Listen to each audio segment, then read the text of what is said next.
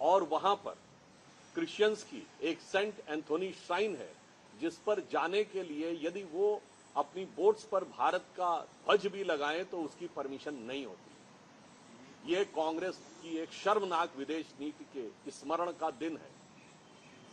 और हम ये कह सकते हैं कि कांग्रेस के सरेंडर का कैलेंडर, जो 1947 में भारत के दो टुकड़े करके मुस्लिम लीग के आगे सरेंडर करने से शुरू होता है, तो 1948 में पाकिस्तान को पीओके सरेंडर करना, तो 1962 में चाइना को अक्साई चिन सरेंडर करना, और लगभग आसाम सरेंडर कर ही दिया था वहां से, और मानसरोवर सरेंडर करना, वहां से लेके कच्चा थीबू को 26 जून 1974 को सरेंडर करना और 28 जून को वह श्रीलंका के नियंत्रण में आ गया। ये एक दुखद अध्याय है जिसे आज की पीढ़ी को याद रखना चाहिए, और कांग्रेस ने भारत के राष्ट्रीय हितों के साथ किस प्रकार समझौता किया है वह आज का दिन याद दिलाता है। कांग्रेस पार्टी जो हाल ही में कांग्रेस मुस्लिम लीग गठबंधन जो केरल में सत्ता में आया है, यूडीएफ, मुझे लगता है कि कांग्रेस को सत्ता का नशा इस कदर चढ़ गया है कि केरल की सरकार ने एक बड़ा ही शर्मनाक निर्णय लिया है जब उसने लो लिक्विर के ऊपर एक्साइज टैक्स 251% से घटाकर 121% कर दिया। अर्थात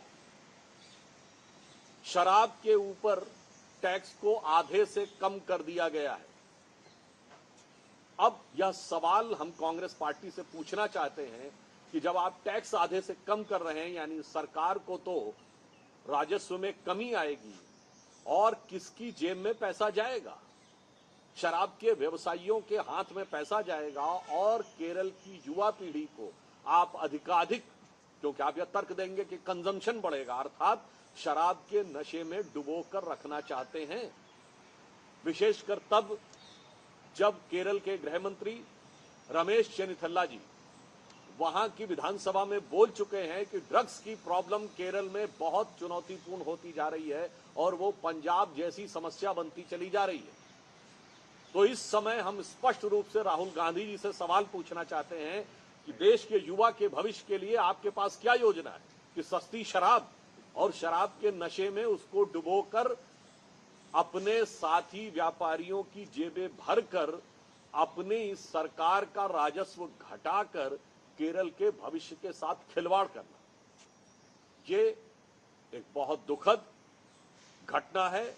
और यह भी याद दिलाती है कि कांग्रेस पार्टी को ध्यान रखना चाहिए, वो सिर्फ विपक्ष में नहीं है, वो सत्ता पक्ष में भी है। कांग्रेस का मॉडल क्या है?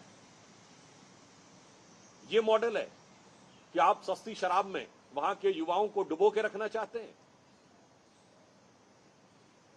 भारतीय जनता पार्टी इस विषय पर अपना तीव्र प्रतिवाद व्यक्त करते हुए, तीव्र रोष व्यक्त करते हुए कांग्रेस पार्टी से सवाल पूछना चाहती है कि सस्ती शराब में युवाओं को डुबोकर इस भारत के भविष्य के साथ आप खिलवाड़ क्यों करना चाहते हैं? और केरल की प्रबुद्ध जनता भली भांति ये समझती है।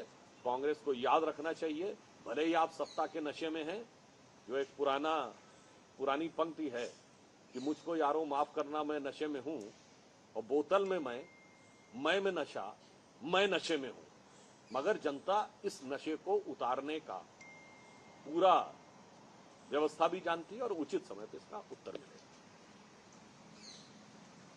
So in English? English भी Little brief only. After remembering the darkest hour of Indian democracy yesterday, remembrance of emergency, today is another black spot in the entire history of, or rather than entire calendar of Congress surrender, which started from surrendering to Muslim League to creation of Pakistan in 47, then surrendering POK to Pakistan, then surrendering Aksai Chin to China, and almost have surrendered Assam to China and Mansarovar to China. On this day, 26th of June 1974, then Congress government has surrendered Kachativu to Sri Lanka. And nobody and none of the stakeholders were taken into confidence. And because of this, the fishermen today face a great deal of difficulty. Even the Catholic community, which uses to go there for Saint Anthony Catholic shrine, they are not even allowed to have the Indian flag on their boats. So that remembers us that how Congress was continuously surrendering India's national interest in their entire calendar of being in power. Congress, who has recently came into power, and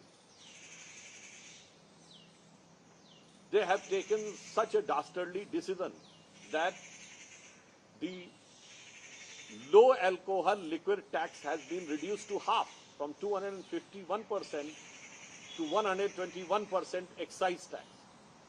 I want to ask that by reducing the revenue of the government and providing the benefit for the liquor businessmen, and on the issue of that the consumption will increase, means you want to entrap the entire young generation into liquor.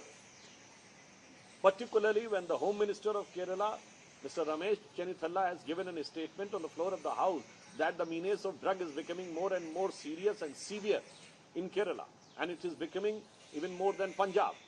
So at this juncture, what is the logic of reducing the excise, reducing the government revenue, providing more benefit to your friends who are in the liquor business, and also creating a peril for the future of the younger generation?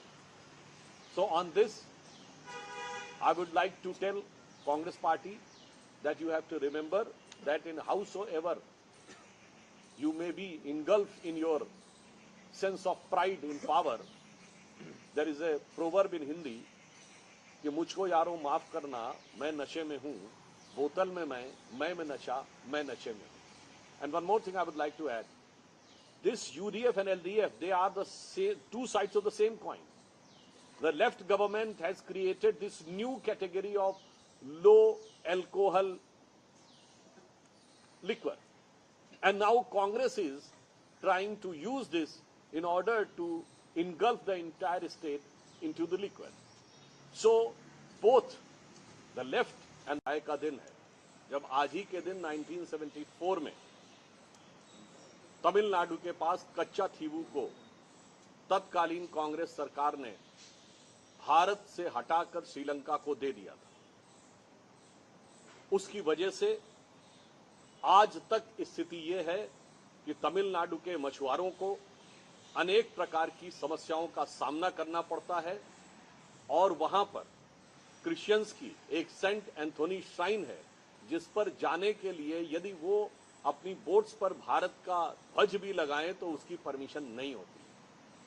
ये कांग्रेस की एक शर्मनाक विदेश नीति के स्मरण का दिन है.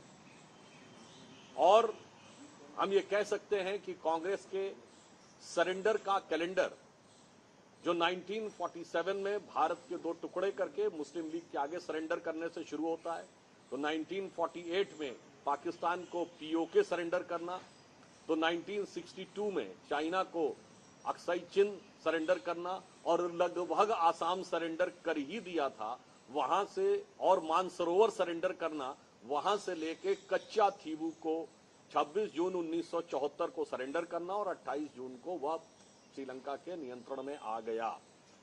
ये एक दुखद अध्याय है जिसे आज की पीढ़ी को याद रखना चाहिए, और कांग्रेस ने भारत के राष्ट्रीय हितों के साथ किस प्रकार समझौता किया है वह आज का दिन याद दिलाता है. कांग्रेस पार्टी जो हाल ही में कांग्रेस मुस्लिम लीग गठबंधन जो केरल में सत्ता में आया है, यूडीएफ, मुझे लगता है कि कांग्रेस को सत्ता का नशा इस कदर चढ़ गया है कि केरल की सरकार ने एक बड़ा ही शर्मनाक निर्णय लिया है, जब उसने लो लिक्वर के ऊपर एक्साइज टैक्स 251% से घटाकर 121% कर दिया. अर्थात शराब के ऊपर टैक्स को आधे से कम कर दिया गया है। अब यह सवाल हम कांग्रेस पार्टी से पूछना चाहते हैं कि जब आप टैक्स आधे से कम कर रहे हैं, यानी सरकार को तो राजस्व में कमी आएगी और किसकी जेब में पैसा जाएगा? शराब के व्यवसायियों के हाथ में पैसा जाएगा और केरल की युवा पीढ़ी को आप अधिकाधिक, क्योंकि आप यह तर्क देंगे कि कंजम्पशन बढ़ेगा, अर्थात शराब के नशे में डुबोकर रखना चाहते हैं। विशेषकर तब जब केरल के गृह मंत्री रमेश चेन्निथल्ला जी वहां की विधानसभा में बोल चुके हैं कि ड्रग्स की प्रॉब्लम केरल में बहुत चुनौतीपूर्ण होती जा रही है और वो पंजाब जैसी समस्या बनती चली जा रही है। तो इस समय हम स्पष्ट रूप से राहुल गांधी जी से सवाल पूछना चाहते हैं कि देश के युवा के भविष्य के लिए आपके पास क्या योजना है कि सस्ती शराब और शराब के नशे में उसको डुबोकर अपने साथी व्यापारियों की जेबें भरकर अपने इस सरकार का राजस्व घटाकर केरल के भविष्य के साथ खिलवाड़ करना, ये एक बहुत दुखद घटना है। और यह भी याद दिलाती है कि कांग्रेस पार्टी को ध्यान रखना चाहिए, वो सिर्फ विपक्ष में नहीं है, वो सत्ता पक्ष में भी है। कांग्रेस का मॉडल क्या है?